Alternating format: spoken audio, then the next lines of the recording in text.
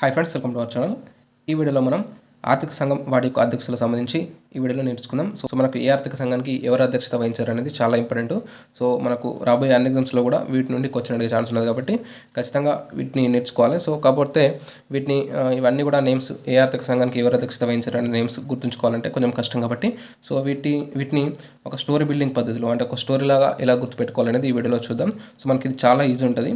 So ఒకసారి మీరు video end వరకు చూడండి. సో ఈ యొక్క స్టోరీ బిల్డింగ్ పద్ధతి ద్వారా మనం ఈజీగా వీరందరి నేమ్స్ అనేవి గుర్తుపెట్టుకోవచ్చు. సో ఇక లేట్ చేయకుండా వీడియో స్టార్ట్ చేసుకుంటే మనకు సో ఇక్కడ చూడండి, ఫస్ట్ మనకు ఆర్థిక సంఘాల యొక్క చైర్మన్స్ మొత్తం ఎంతమంది ఇక్కడ 15 ఆర్థిక సంఘాలు ఉన్నాయి. సో 15 ఆర్థిక సంఘాలకు సంబంధించి 15 మంది అధ్యక్షులకు సంబంధించి నేమ్స్ ఉన్నాయి ఇక్కడ. సో వీటిని ఎలా గుర్తుపెట్టుకోవాలంటే ఫస్ట్ మనకి ఇక్కడ ఒకటవ ఆర్థిక సంఘం యొక్క అధ్యక్షుడు ఎవరు? కేసీ నియోగి ఒకటవ ఆర్థిక సంఘం యొక్క అధ్యక్షులు. ఆ తర్వాత రెండవ ఆర్థిక సంఘం యొక్క అధ్యక్షులు కే సంతానం, అలాగే మూడవ ఆర్థిక సంఘం యొక్క అధ్యక్షులు కేకే చాంద్. సో నాలుగవ ఆర్థిక సంఘం చైర్మన్ వివి రాజమన్నారు. సో ఇలా మొత్తం 15 ఆర్థిక సంఘాలకు సంబంధించి నేమ్స్ ఉన్నాయి. సో ఇందులో మనకు ఇక్కడ 15వ ఆర్థిక సంఘానికి సంబంధించి ఎన్కే సింగ్ అనేది ఇది మనం గుర్తుపెట్టుకోవాలి. సో ఇక 15వ ఆర్థిక సంఘం గురించి మనం నెక్స్ట్ వీడియోలో ఈ యొక్క 15వ ఆర్థిక సంఘం గురించి పూర్తిగా వీడియో చేసుకుందాం. సో 15వ ఆర్థిక సంఘం అనేది మనకు రాబోయే ఎగ్జామ్స్లో ఖచ్చితంగా అడిగే ఛాన్స్ ఉంది ఇందులో నుండి. సో కాబట్టి మనం ఈ యొక్క 15వ ఆర్థిక సంఘానికి సంబంధించి మనం నెక్స్ట్ వీడియోలో డీటెయిల్గా వీడియో చేసుకుందాం. సో ఇక ఈ స్టోరీ బిల్డింగ్ పద్ధతి ఎలా అంటే, సో మనము ఫస్ట్ ఇక్కడ చూడండి, ఫస్ట్ మనకు ఒకటవ ఆర్థిక సంఘం చైర్మన్ ఎవరు? కేసీ నియోగి. సో ఇక్కడ చూసినట్టయితే కేసీ నియోగి యొక్క సంతానమే, అంటే ఇక్కడ సంతానం అంటే ఇక్కడ కే సంతానం, రెండవ ఆర్థిక సంఘం యొక్క చైర్మన్ కే సంతానం. సో కేసీ నియోగి యొక్క సంతానమే చాంద్ అంటే ఇక్కడ మనకు మూడవ ఆర్థిక సంఘం చైర్మన్ చాంద్.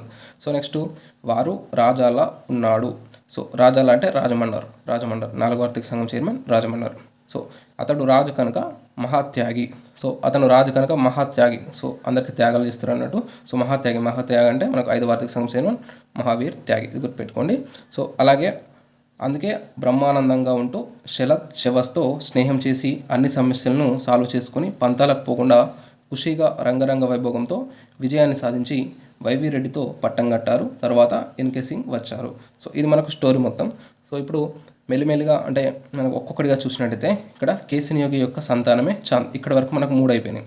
అంటే కేసీ నియోగి మొదటి యొక్క ఆర్థిక సంఘం యొక్క చైర్మన్, అలాగే సంతానం అనేది రెండవ ఆర్థిక సంఘం యొక్క చైర్మన్, అలాగే చాంద్ అనేవాడు మనకు మూడవ ఆర్థిక సంఘం యొక్క చైర్మన్. సో ఇక్కడ వారు రాజాలా ఉన్నాడు అంటే మనకు రాజాలా ఉన్నాడంటే రాజమన్నారు. ఇది నాలుగవ ఆర్థిక సంఘం యొక్క చైర్మన్. నెక్స్ట్ రాజు కనుక మహాత్యాగి అంటే మహావీర్ త్యాగి, ఐదవ ఆర్థిక సంఘం చైర్మన్. సో నెక్స్ట్ చూసినట్టయితే అందుకే బ్రహ్మానందంగా ఉంటూ.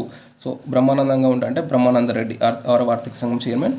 బ్రహ్మానందంగా ఉంటూ శలత్ అనేది మనకు ఏడవ ఆర్థిక సంఘం యొక్క చైర్మన్ జేఎం శలత్, అలాగే చవాస్ అనేవాడు మనకు 8వ ఆర్థిక సంఘం యొక్క చైర్మన్. సో ఇక్కడ మనకు వారు రాజాలా ఉన్నారు, రాజు కనుక మహాత్యాగి, అందుకే బ్రహ్మానందంగా ఉంటూ శివన్తో స్నేహం చేసి అన్ని సమస్యలను సాల్వ్ చేసుకొని. సో వీళ్ళిద్దరితో స్నేహం చేసుకొని అన్ని సమస్యలను సాల్వ్ చేసుకున్నాడు. సాల్వ్ అంటే ఎన్కేపీ సాల్వే, 9వ ఆర్థిక సంఘం యొక్క చైర్మన్ మనకు ఎన్కేపీ సాల్వే, ఇది గుర్తుపెట్టుకోండి. సో నెక్స్ట్ చూసినట్లయితే సో స్నేహం చేసుకొని పంతాలకు పోకుండా, సో వీళ్ళతోని స్నేహం చేసుకొని పంతాలకు పోకుండా ఏం చేసిండు? ఖుషీగా ఉన్నాడు. సో మనం లొల్లిలకు పోతే ఏమంటాం? ఖుషీగా ఉంటాం. పంతాలకు పోకుండా అంటే మనకు కేసీ పంత్, అలాగే ఖుషీగా అంటే ఖుస్రో, ఇది గుర్తుపెట్టుకోండి. సో అలాగే ఖుషీగా రంగరంగ వైభోగంతో, సో రంగరంగ అంటే రంగరాజన్, వైభోగంతో విజయాన్ని సాధించాడు. సో విజయం సాధించాడంటే విజయ్ కేల్కర్. అలాగే విజయం సాధించి వైవి రెడ్డితో పట్టం కట్టారు. సో వైవి రెడ్డితో పట్టం కట్టడం జరిగింది. సో తర్వాత ఎన్కే సింగ్ రావడం జరిగింది. సో ఇది మనకు ఈ యొక్క స్టోరీ బిల్డింగ్కి సంబంధించి. సో ఈ యొక్క స్టోరీ అనేది మళ్ళీ ఒకసారి మనం మొత్తంగా కనుక చూసినట్టయితే, సో కేసీ నియోగి యొక్క సంతానమే చాంద్, వారు రాజాలా ఉన్నాడు. సో వాడు ఒక రాజు కనుక మహాత్యాగి, అందుకే బ్రహ్మానందంగా ఉంటూ చవస్తో స్నేహం చేసి అన్ని సమస్యలను సాల్వ్ చేసుకొని పంతాలకు పోకుండా ఖుషీగా రంగరంగ వైభోగంతో విజయాన్ని సాధించి వైవి రెడ్డితో పట్టం కట్టారు. తర్వాత ఎన్కే సింగ్ రావడం జరిగింది. ఈ స్టోరీ మనం చదువుకోవాలి, ఈ స్టోరీ గుర్తుపెట్టుకోవాలి. సో కేసీ నియోగి యొక్క సంతానమే చాంద్. సో వారు రాజాలా ఉన్నాడు.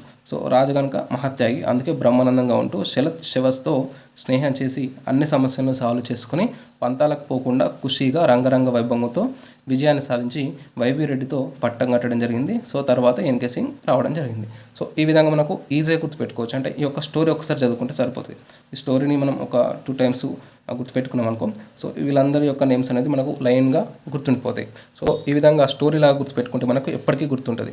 సో మనం ఇలా బట్టి పట్టే కంటే ఒక స్టోరీ లాగా బిల్డ్ చేసుకుంటే మనకు ఎప్పటికీ గుర్తుండిపోతుంది. కాబట్టి సో ఖచ్చితంగా మనం ప్రతి సబ్జెక్టుకి సంబంధించి మనకి ఏ టాపిక్స్కి ఈ యొక్క ట్రిక్స్ అవసరమవుతాయో సో వాటికి సంబంధించి ఆ ట్రిక్స్ను ఉపయోగించి మనం ఇలా ఏ విధంగా గుర్తుపెట్టుకోవచ్చు అనేది మనం చూద్దాం. సో రాబోయే అన్ని వీడియోస్లో కూడా మనం ఈ యొక్క ట్రిక్స్కి సంబంధించి కూడా వీడియోస్ చేద్దాం. సో ఆ సబ్జెక్ట్స్తో పాటు సో వాటిని ఎలా గుర్తుపెట్టుకోవాలనేది మనం ఖచ్చితంగా నేర్చుకుందాం.